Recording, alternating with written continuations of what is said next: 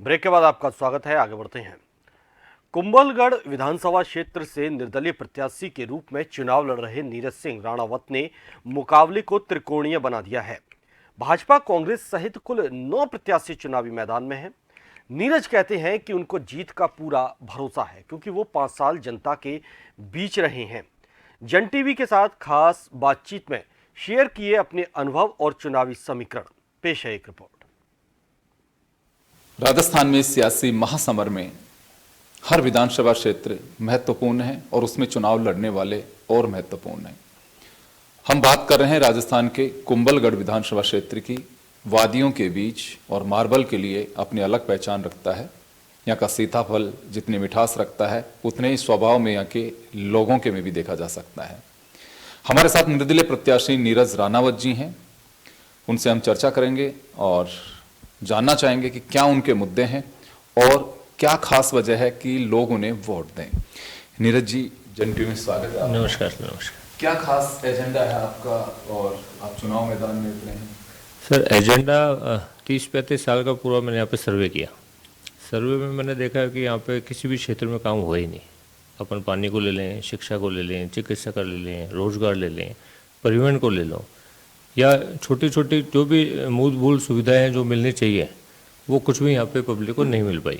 और आप भी क्षेत्र में घूमें तो आपको पता लगेगा कि ओपनली आप लोग जाएंगे तो जनता बताएगी कि वो किन किन चीज़ों के लिए तरस रही और उसका कोई समाधान यहाँ तक आज तक हो ही नहीं पाया। जनप्रतिनिधियों का दायित्व होता है कि भाई ये सारी जो भी जनता की मांगे उनको पूरा करना उनका दायित्व होता है। और ये लोग सीट पे आते हैं और उसके बाद ये भूल जाते हैं, बेसिकली बिल्कुल भूल जाते हैं, बिल्कुल ध्यान नहीं देते। और इस बार लग रहा है कि ये लोग भूल जाते तो शायद जनता भी इनको इस बार भूलेगी। जनता इस बात का एहसास कर रही है कि वाकई हम लोग पिछड़ गए हैं। आज़ादी के इतने साल बाद बजट एलोकेशन, अनाउंसमेंट्स, तमाम चीज़ें होती हैं, स्कीम्स का जो बेनिफिट उनको मिलना चाहिए, जिसके लिए वो बेनिफिशरी हैं, वो नहीं मिल पा रहा है। तो उन्हें एहसास हो रहा है इस बात का? बिल्कुल, डेफिनेटली। आप देखो, इनको जैसे दूसरे क्षेत्रों में जाते हैं या जो प्रवासी यहाँ पे हैं लोग बाग, वो बाहर रहते हैं तो उनको लगता है कि यार वहाँ रहते हैं और हम किस क्षेत्र में, हमारे क्षेत्र का विकास हो ही नहीं पा रहा।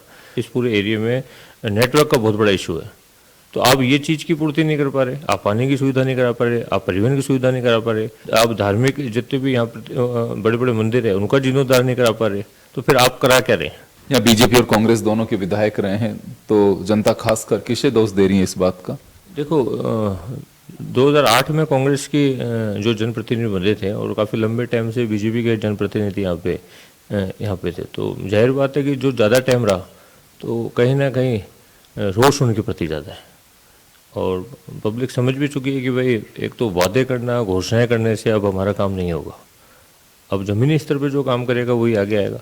ये पब्लिक की सोच है। राणा जी, ऐसा लगता है आपको कि हमारे यहाँ पे पार्टियों में बंधे हुए मतदाता ज़्यादा दिखाई देते हैं, बीजेपी है, कांग्रेस है, तो वो एक निर्दलीय प्रत्याशी को इतना कहूँ कि वोट दे पाएंगे या फिर गले लगा पाएंगे? जनता को मैं अगर अपन माने तो अगर इन चीज़ों में नहीं बांधे दोनों में, कांग्रेस और बीजेपी के अंदर, तो बेसिक मुद्दा है यहाँ पे जो आप मानते हैं, चाहे रोजगार का हो, चाहे पानी को लेके हो, उन मुद्दों पे ये काम नहीं कर पाए हैं। तो अब पब्लिक को भी लगता है कि यार कब तक हम धर्म के नाते वोट करते रहेंगे।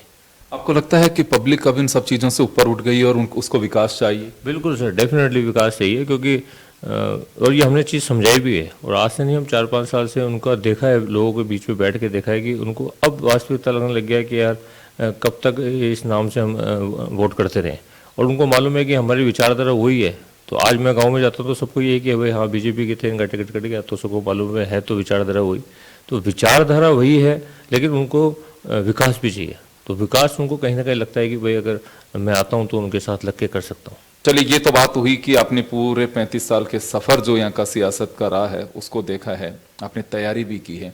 एक मैसेज ये जाएगा कि बीजेपी के वोट कट रहे हैं, बीजेपी के वोट डिवीजन होगा तो कांग्रेस को बेनिफिट मिल पाएगा? हाँ, लगता है पब्लिक में, पार्टी में ये चीज़ें जानी चाहिए। पर चुनाव मेरा लड़ने का मकसद किसी भी जनप्रतिनिधि को हराने का नहीं है कि भाई एक अगर यहाँ पे इनकी जनप्रतिनिधि जनता का काम नहीं करा तो इनको हराओ। मेरा चुनाव लड़ने का मकसद है जीतने का। कास्ट फैक्टर भी मायने रखता है? आप पे प्रेशर भी रहा होगा कि एक ही जाति के 2 लोग लड़ रहे हैं? नहीं नहीं, बिल्कुल नहीं है सर, बिल्कुल कास्ट फैक्टर नहीं है। ये सब चीज़ें टिकट लेने के लिए ही चीज़ें बनाई गई है, मेरा मानना है। नीरज जी, आप पे भी प्रेशर रहा होगा बैठने के लिए? हाँ हाँ, काफ़ी प्रेशर तो नहीं बोल सकते सर, फ़ोन आए। दो चीज़ें होती है, एक बोलते हैं कि इसमें एक पूरी लैंग्वेज सेट है कि यार ऊपर से प्रेशर आएगा अपना नॉमिनेशन वापस लेने का, तो प्रेशर तो क्यों आएगा सर? एक तो प्रेशर आने का मतलब भी हमें पार्टी पे टिकट दिया नहीं, टिकट इसको दे, उन पर प्रेशर है। और सेकंड ये चीज़ है भाई, मैं खड़ा हुआ, जनता ने मुझे खड़ा किया, तो किस चीज़ का प्रेशर करेगी पार्टी? फोन आना प्रेशर नहीं हो सकता। अब आप उसको प्रेशर अपने ऊपर ले लो, वो अलग चीज़ है। फोन आए, काफ़ी फोन आए, पर स्पष्ट मेरा यही उनका कहने का मतलब था कि भाई मैं नॉमिनेशन उठा लूंगा। पर एक बार आप इतने बड़े लेवल पे, सेंट्रल लेवल पे, बड़े बड़े सीटों पे अपने बैठे हैं, इस क्षेत्र में आए, आप क्षेत्र में आए, जनता से बात करें। मैंने ओपन बोला कि आप किसी भी पंचायत, किसी भी गांव को चुने, खुद स्वयं सुने, 100 लोगों को वहाँ इकट्ठा कर लें, 100 लोगों में से अगर एक बंदा भी इनके पक्ष में हो तो मैं नॉमिनेशन उठा लूंगा। राजनीतिक दल और पार्टीज ये दावा करती हैं कि हमने सर्वे करवाया है, पब्लिक की राय जानी है, उसके बाद हम टिकट फाइनल करेंगे। नहीं नहीं, कुछ भी नहीं सर, कोई सर्वे का और कोई मतलब नहीं है। ये सब एक जो कार्यकर्ता, नीचे से ऊपर का जो लेवल का कार्यकर्ता है, उसको मन को बहलाने की बातें हैं सारी। जिसकी ऊपर पे सही लाइजिंग बैठती है, सही सेटिंग बैठती है, उसके पक्ष में कितने लोग वहाँ बैठे हैं जो चुनाव समिति में, वो टिकट का आधार है। तो ये तो थोपना कहूंगा मैं एक तरह से कार्यकर्ताओं। तो ये टिकट ये थोपी है।